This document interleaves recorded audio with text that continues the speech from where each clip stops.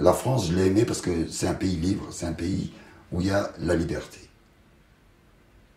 Ça, pour ça, la France, c'est le pays des libertés. C'est le pays des droits de l'homme, c'est le pays de la liberté.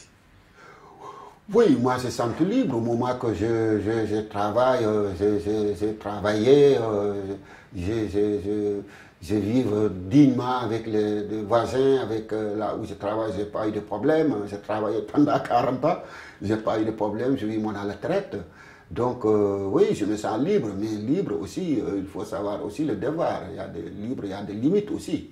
Liberté, égalité, fraternité, il y a aussi le devoir, le républicain.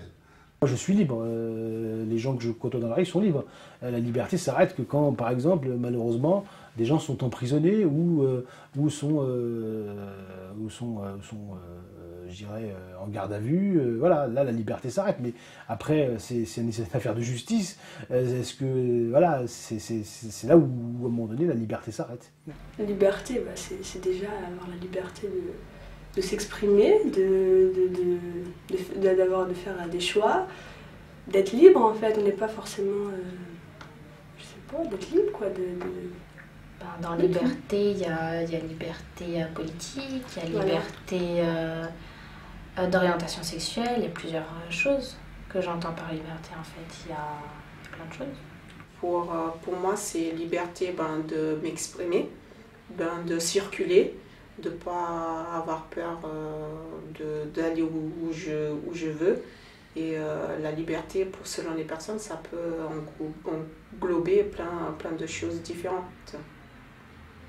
Mais dans l'ensemble, oui, c'est liberté d'expression, liberté de penser. On va dire, on est toujours libre, oui. Je ne vois pas qui pourrait m'empêcher d'exprimer sur ce que je veux. Nous, en plus, on va dire, c'est le PS qui est en place, donc comme il a dit, on a des valeurs un peu sociales, donc c'est un peu notre politique à nous. Donc nous, on ne voit pas d'inconvénient, même avant, mais bon là...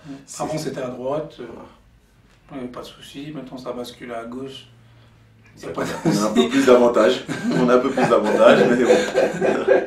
Avant tout, la liberté d'apprendre, la liberté d'entreprendre, que ce soit entreprendre des actions pour son propre épanouissement. Donc ça peut être participer à la vie associative, à la vie culturelle, ça peut être avoir une activité personnelle, musicale ou sportive. Après, les moyens qui sont à la disposition des jeunes ou des gens en général pour mettre en application leur liberté sont pas forcément toujours là. Il y a beaucoup de moyens pour la vie associative, je pense, pour la vie culturelle aussi.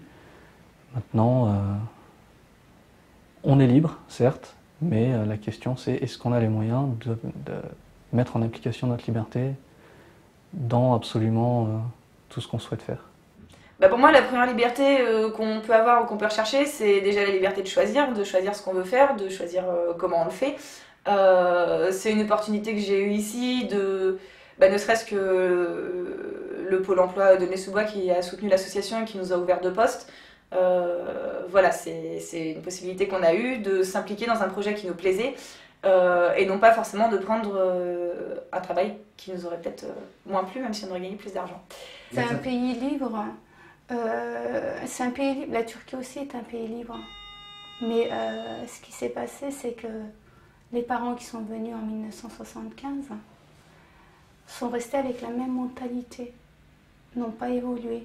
Mais les gens qui sont en Turquie ont évolué. Le jour où ils sont partis en Turquie, ils ont vu l'évolution, mais eux, ils sont restés toujours pareil. Donc, ils n'ont pas changé. Et c'est nous, les jeunes, aujourd'hui, qu'on dit, voilà, il y a du changement là-bas. Donc, il serait temps que vous aussi, vous changez. On les a un peu mis au pied. Et ça marche. Ça marche. Donc, tout ce que j'ai fait, j'ai pas l'impression que j'ai souffert d'un manque de liberté. Parce que je regrette rien de ce que j'ai fait, ou de ce qu'on a fait, ou de ce que je vois autour de moi. J'ai toujours fait presque ce que je voulais, etc. C'est déjà de pouvoir se déplacer librement, c'est-à-dire de pouvoir se déplacer et puis de pouvoir dire ce que l'on pense sans gêner d'autres personnes, par exemple, sans insulter quelques personnes, mais d'être libre de dire quand même ce que l'on pense, c'est important. Oui. Ben oui, il y a des moments où on ne peut pas dire ce qu'on veut, la liberté d'expression, mais en France, je trouve qu'elle n'est pas tout à fait acquise, parce que quand on veut, on peut s'exprimer, mais quand on veut s'exprimer, ben, parfois on est vu d'un autre œil. Donc il faut toujours faire attention à ce qu'on dit. Ah bon? On ne peut pas dire toujours ce qu'on veut. Parce que quand on dit ce qu'on veut, quand on dit ce qu'on pense, ben forcément parfois on est mal vu. Donc ouais. Pour moi, l'expression ici, encore en France, elle n'est pas tout à fait... Moi, ce qui me dérange, c'est que on veut nous faire comprendre que la liberté, ça passe par... ou ça passerait par... Il y a une seule voie de liberté, ou non. Enfin, je veux dire... Enfin, je me sens libre, parce que je le suis, en l'occurrence, je fais ce que je veux. Mais d'un autre côté, j'ai un peu l'impression que, là, en l'occurrence, l'État rentre dans des sphères qui ne me concernent pas. Et c'est là que ça me dérange. Pour moi, l'État, c'est une entité qui est législatrice et qui doit préserver l'ordre public, etc.